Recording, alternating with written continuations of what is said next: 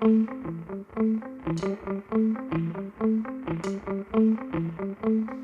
everyone, and welcome to this edition of Tee It Up Grandstand. I'm your host, Shan Coughlin, out here at the beautiful Caledonia Golf and Fish Club with the head golf professional, Mr. Mark Gurton. How you doing? Good.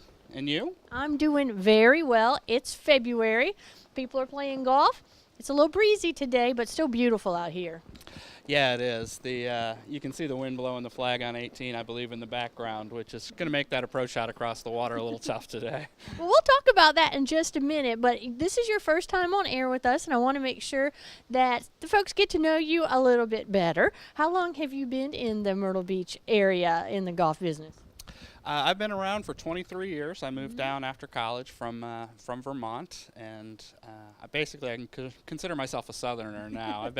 I've been here at Caledonia for 15 years. So. Well, I moved down in '95, and yeah, that grandfathers us in. We've been here long enough. We're locals.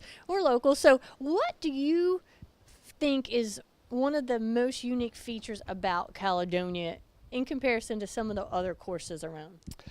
Really, I think it's just the unique property that it's built upon. Mm-hmm. It's built on a 350-year-old rice plantation, so it's got some really unique views. The rice fields are off to our right now, and you see them throughout the golf course. It's just a real pretty piece of property. I tell you, it sure is. And for those of you out there listening on one of our radio apps, we certainly appreciate that. You're definitely going to want to head over to thegolfdirector.com, click on the TV button, and see what we are looking at. We're standing out on the back porch overlooking the 18th green, and we can see the fairway out there. Is this a par 5? Am I remembering right? This is actually a relatively short par 4. Okay. It's a par 5 for me, Mark. The difficulty really comes from the approach shot. You just try to hit it 220 off the tee, and then you have to deal with the lake and the fans on the back porch of the clubhouse where we're standing. I know, that is one of the great things out here, and we'll take a picture, folks, and put it out, but this back porch is just lined with the rocking chairs, and it's so much fun to sit here and watch people coming in, and there may be a wager or two every once in a while. Yeah, we have a couple strategically placed signs warning the patrons on the back porch to try to be polite for the finishing golfers, because the acoustics of the building, it really does carry across the water, so they can hear these wagers being made back here. All right, so it is February. We're very excited to still be playing golf. We wish all of our northern friends safety. I know it's been snowing quite a bit up there. I actually drove through some of it a few days ago, even in North Carolina. But we know you're making your plans to come down here to play spring golf. And, Mark, we're right on the verge of spring golf season. Is there going to be anything that folks can look forward to seeing new or different out here at Caledonia? Because I know beautiful and perfect is boring sometimes. No. Our horticulturalist, Dixon Boggs, has been, continually changing out flower beds to keep the appearance up there.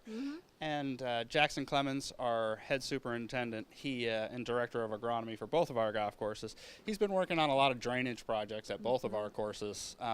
We've tried a new to us, a unique project on number 1, which sits basically at sea level, so it's very difficult to drain. It has no slope. Right. So we've put in a new, it's called a passive capillary drainage system. It's this interesting spider web of tubes that pulls the water into our drains. So wow. All of this work, it's mainly to help growing areas on the golf course, but also to get us more cart access, which is always a nice thing, being able to drive the fairways. Hey, no one likes to see that cart path only sign, so if it's going to decrease days where you're on the cart path, that's awesome. People love hearing about that, and also all the techie stuff. Drainage has been a big issue here at the beach. It's no secret that we've had quite a bit of rainfall this past winter. Hopefully that's all behind us, and this beautiful sun and the wind is coming through to help dry everything out, but everything looks fantastic. I know that with your sister course, True Blue, y'all offer some multi-course specials, and then with some other courses in the area. Is the best place for folks to find out more information still the website? Yes, and we do have a great partnership with most area hotels, so pretty much anyone can put you on that multiple course package. But yeah, check out the website. That's where you'll get the latest information.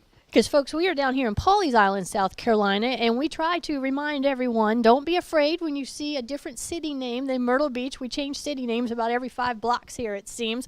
But Pawleys Island is located in the beautiful low country, what's considered the low country. The feel here is just completely different. You've got these huge oak trees, the Spanish moss hanging. I would put the drive in here right up there with Augusta's. I mean, it's gorgeous. Every time I drive in here, it just puts a smile on my face. Do you hear that a lot? We really do. The owners spare no expense with keeping the property up and the appearance, and but yeah, those oak trees lining the way in. It's about a mile long, trip back in history, so to speak. So yeah, it's really pretty. And I'll tell you, for those who maybe have never been to Caledonia, folks, when you Google it or look up on their website, you will see a long list of awards and accolades, very well deserved. But for those who've never been here, what are some of the comments you do hear from first-time golfers? What are things that they might be saying, when they finish their first round?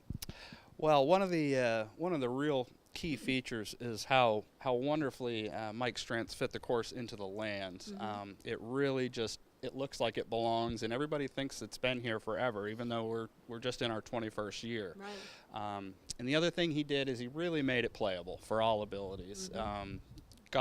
I believe it was Golf Digest gave us the best golf course for women one year, and there's only 4 sets of tees, but it covers every ability. You can have it quite difficult, and but it's very playable at the same time. I tell you, I love the Play It Forward initiative. I know when you're on vacation, you want to see the whole golf course. I say drive back to the back tees, take your picture, and then hit from the appropriate tees so you can have a good time. Absolutely, especially this time of year when the ball doesn't carry as far and sea level. We'll go out. Our professional staff will play with the members from their regular tees, and we, sometimes we'll move up with them, and we have a lot more fun. Everyone does. I tell you, it really, I didn't mean to interrupt you, but it really is. It really does make a big difference. People would much rather talk about pars than bogeys, for sure. Oh, yes. We're going to make enough of those on our own. We don't need any help. Well, Mark, thank you so much for having us out today. I look forward to coming back, talking to you and Mr. Sagani a little bit more about what's to come for the spring as we get into summer and even fall golf throughout the year. So, folks, keep checking back because we will be out here more, be showing you more of the golf course and talking about more specials, more things going on in the golf course. But I love the fact that people are really addressing the drainage issues. Let's get those carts back on the course and off the path. Absolutely. I agree. All right. Thank you very much, Mark. Absolutely. This edition of Tee It Up Grandstand has been produced and broadcast from out here at the beautiful Caledonia Golf and Fish Club in Pawleys Island, South Carolina by the Use Digital Network for thegolfdirector.com.